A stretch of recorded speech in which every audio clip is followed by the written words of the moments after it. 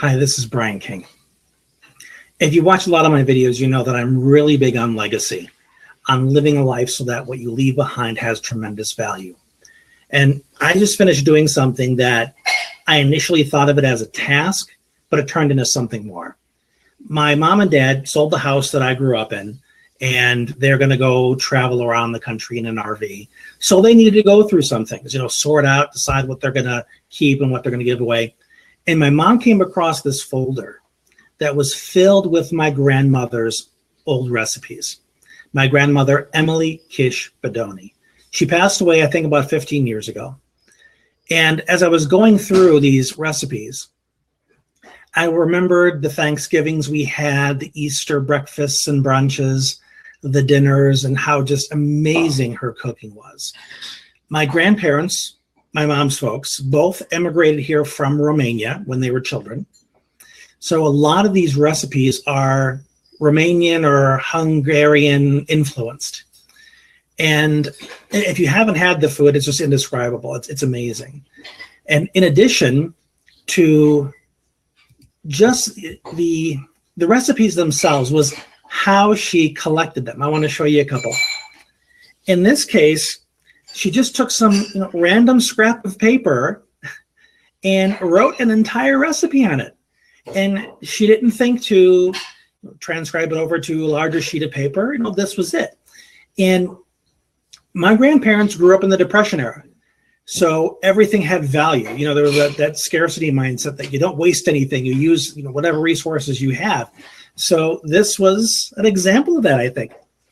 And another one here that is taped together, this one, it's taped across the seams.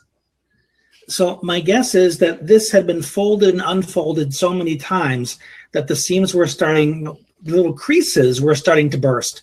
And instead of, again, retyping it or rewriting it, she just taped it together just to keep it in its original form.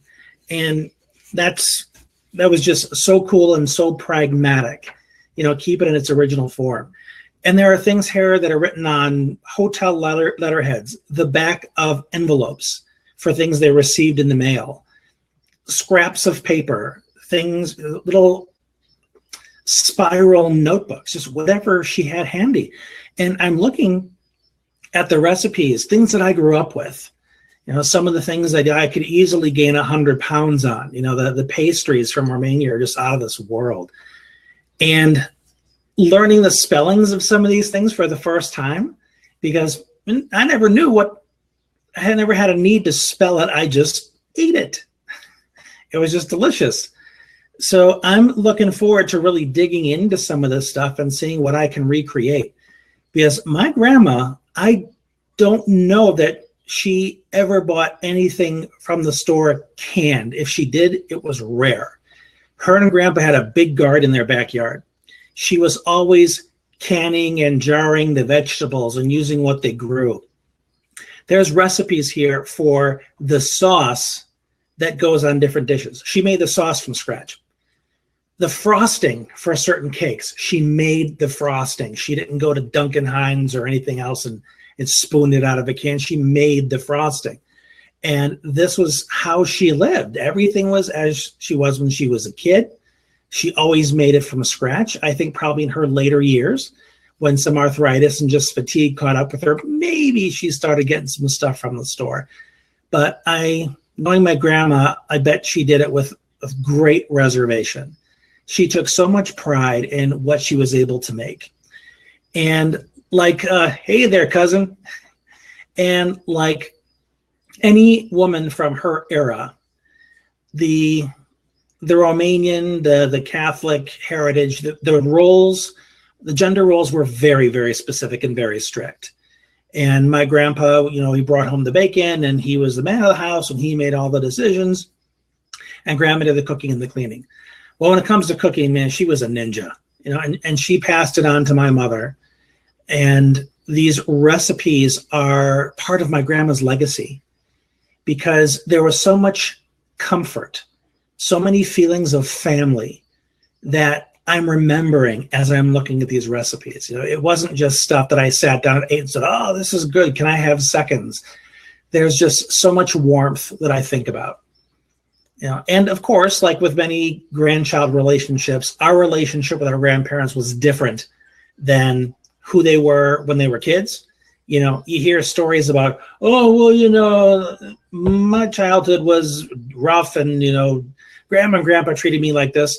Well, they treated me great. So I have to go on my relationship with them. And I remember them as always being warm and welcoming. And grandma always had something in the oven. She was either making a soup or chicken stock on the stove, or she was making cookies or some kind of pastry. And she always had something for us. There was just that memory of being welcomed with something that she toiled over and made from scratch. You know, whether it was her tradition or whether a part of it was also just her way of showing love to people, she succeeded in spades. And I'm, again, really looking forward to going through these recipes because I love the memories that came up as I was going through it. And it's something I'd be happy to revisit from time to time. So think about the legacy that's from your forebears, your ancestors.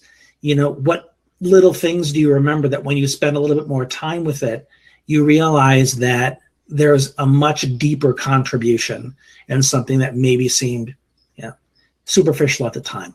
So I just wanted to share this with you because it was, you know, such a cool experience scanning 152 pages worth of recipes. So back to making sure these things are safe and protected so they survive any computer glitches. So thank you for watching. I really appreciate it. And I hope you enjoyed this share. Take care.